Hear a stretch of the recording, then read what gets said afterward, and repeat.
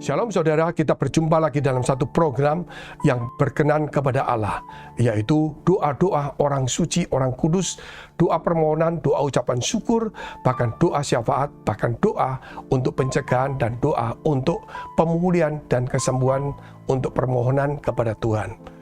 Dan juga Tuhan memberikan firman kepada kita supaya hati kita semakin kuat. Setiap hari kita diperkuat iman kita sehingga doa kita semakin berkenan menjadi satu dupa yang harum di hadapan Tuhan. Mari kita tunduk kepala, kita berdoa. Bapa kami yang ada dalam surga, yang kami kenal di dalam nama Tuhan Yesus. Terima kasih Tuhan, Kau memberkati kami semuanya, supaya setiap kami boleh bertumbuh. Kami boleh Tuhan menjadi ciptaan baru. Kami menjadi orang-orang yang berkenan, orang-orang yang dipakai Tuhan. Kiranya Engkau memberkati kami, menyucikan hidup kami. Tuhan, jikalau ada yang dalam pergumulan, masalah, persoalan, tantangan, baik dalam studi, karir mereka, dalam jodoh, dalam persoalan keuangan, kiranya Tuhan Kau turut campur, Kau memberikan jalan keluar, memberikan kekuatan kepada mereka, pemulihan dan pertolongan. Jikalau ada yang sakit, Tuhan sembuhkan di dalam nama Tuhan Yesus. Haleluya. Amin. Kita lihat firman Tuhan dalam kitab Galatia 6, 14 sampai dengan 18. Mari kita baca.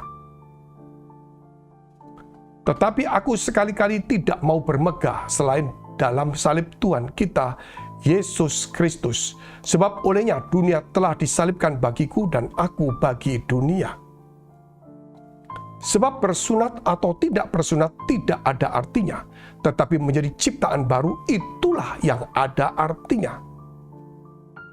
Dan semua orang yang memberi dirinya dipimpin oleh patokan ini, turunlah kiranya damai sejahtera dan rahmat atas mereka dan atas Israel milik Allah. Selanjutnya, janganlah ada orang yang menyusahkan aku, karena pada tubuhku ada tanda-tanda milik Yesus. Kasih karunia Tuhan kita Yesus Kristus menyertai roh kamu, saudara-saudara. Amin. Jadi di sini kita melihat firman Tuhan yang mengajarkan kepada kita bahwa kita ini ciptaan baru, itulah yang ada artinya. Menjadi ciptaan baru itulah yang ada artinya. Kerap kali saudara kita mempersoalkan tentang kondisi fisik kita ataupun tata cara fisik, yaitu sunat atau tidak, pakai pakaian ini atau tidak, pakai jubah, pakai kepa, pakai semuanya. Saudara, kita mulai membuat sesuatu aturan-aturan lama yang mengikat kita. Namun firman ini jelas dan singkat dan tegas mengatakan bahwa menjadi ciptaan baru itulah ada artinya. Apa artinya saudara kalau kita disunat dan kemudian kita memakai jubah ini, kita memakai tanda-tanda ini dan sebagainya, namun jikalau tidak menjadi ciptaan baru? Apa itu ciptaan baru? Ciptaan baru itu berarti saudara, yang lama sudah berlalu. Artinya manusia kita yang lama, yang egois, manusia kita yang temperamen, emosional, suka memfitnah, suka berkelahi, suka berdebat, kikir, dan mungkin juga yang suka tidak baik, itu harus dibuang menjadi ciptaan-ciptaan yang baru, yaitu yang suka berdamai, yang suka bersyukur, yang murah hati, penuh belas kasihan, yang rendah hati, dan sebagainya. Mari kita keluarkan dan mari kita nyatakan, dan supaya dunia itu melihat bahwa kita telah menjadi ciptaan baru. Ketika seseorang menjadi percaya, maka perubahan itu nampak. Pertama, mereka menjadi sukacita. Kedua, mereka suka membaca firman Allah. Ketiga, mereka suka berdoa. Keempat, mereka suka datang di persekutuan. Itu tanda-tanda yang awal sekali. Namun kemudian di akhir-akhir pada saat itu, itulah kemudian proses untuk menjadi ciptaan baru dimulai semuanya. Tetapi kerap kali kita enggan. Jadi kita cuman hanya mulai mundur dalam persekutuan, kita mulai mundur di dalam doa, kita mulai mundur di dalam membaca firman Allah, kita mulai berkumpul dan dengan orang-orang yang fasik, dengan orang dunia, kita mulai menjadi serupa dengan dunia. Itu tidak benar. Karena apa yang Tuhan sudah arahkan kepada kita, kita tidak bisa balik. Ketika kita berbalik, menoleh ke belakang saja, seperti istri Lot, dia akan menjadi tiang garam. Ketika kita berjalan ke depan, maka kita menjadi garam dunia, yaitu menggarami dunia yang tawar, yang tidak ada rasa, tidak bisa menikmati, tidak bisa bersyukur. Tetapi ketika kita menoleh ke belakang, maka kita bukan menjadi garam dunia, tetapi menjadi tiang garam. Kita lihat dulu firman Tuhan ayat 14 dan 15. Tetapi aku sekali-kali tidak mau bermegah selain dalam salib Tuhan kita, Yesus Kristus. Sebab olehnya dunia telah disalibkan bagiku dan aku bagi dunia. Sebab bersunat atau tidak bersunat tidak ada artinya, tetapi menjadi ciptaan baru itulah yang ada artinya. Jadi kita melihat bahwa Yesus telah disalibkan sebagai korban supaya kutuk itu dilepaskan dari hidup kita, sehingga berkat-berkat rohani turun dalam hidup kita. Oleh karena itu, sebagai orang yang percaya, tidak boleh lagi kita mengeluh. Kita harus menatap masa depan kita dengan penuh harapan. Dengan iman, kita harus melangkah setiap hari karena kita hidup di dalam janji dan kemurahan Tuhan.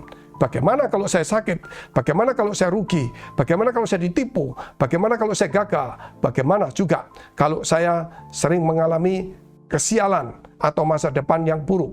Itu saudara, itu satu proses. Untuk meninggalkan itu tentunya membutuhkan waktu. Tapi ya percayalah, dalam berjalannya waktu, satu demi satu itu akan dihilangkan. Dan kita akan menjadi sempurna sama seperti Kristus, yaitu karakter kita. Melalui persoalan-persoalan itulah kita dilatih, diproses supaya kita menjadi rendah hati, kita menjadi tekun, kita mendekat kepada Tuhan, kita berdoa, kita membaca firman Allah, kita menyelidiki firman-firman Allah. Dan dikatakan karena itulah ciptaan baru, baru itulah ada artinya. Kita lihat dulu yaitu ayat 16 dan 17. Dan semua orang yang memberi dirinya dipimpin oleh patokan ini. Patokan apa?